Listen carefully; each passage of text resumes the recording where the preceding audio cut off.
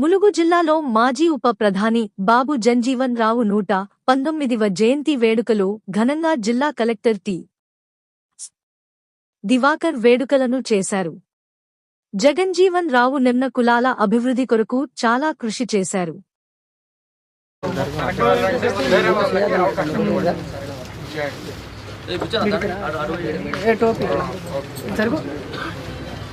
కొంటాల బుక్షపతి గారు కొద్దిగా వెడల్పుండండి, నాకు వెడల్పుండండి, నెరవేరు శంకరన్న వెడల్పుండండి, లాదా లాసక్ వెడల్పుండండి, మంచిగా అందరి వస్తాయి, మంచిగా అందరి చేసుకోవచ్చు.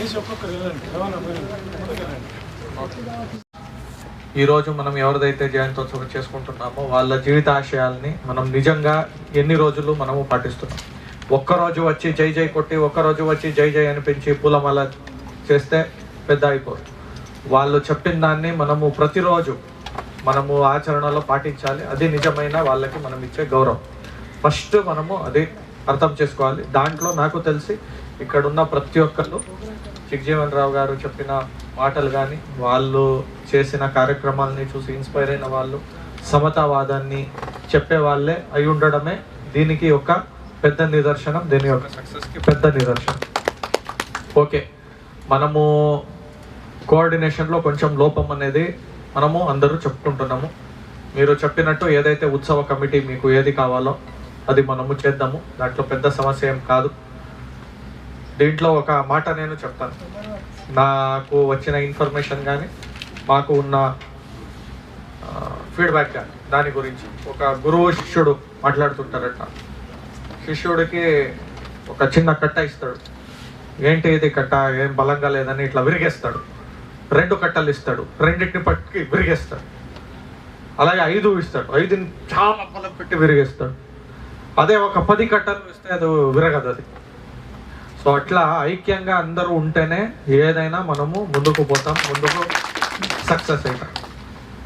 వాళ్ళని చూసి వీళ్ళు, వీళ్ళని చూసి వాళ్ళు ఏం కాదు. అందరికీ అవకాశం ఉంది.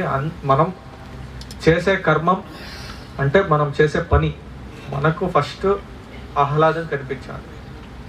మా కాన్షియన్స్ అంటే నేను ఎవ్వరికి అబద్ధం చెప్పుకుని తిరిగినా, నేను ఎవ్వరికి షోపుటప్ చేసుకుని చేసినా, నా ఆత్మసాక్షికి అయితే నిజమేంటి అనేది నాకు తెలుస్తుంది.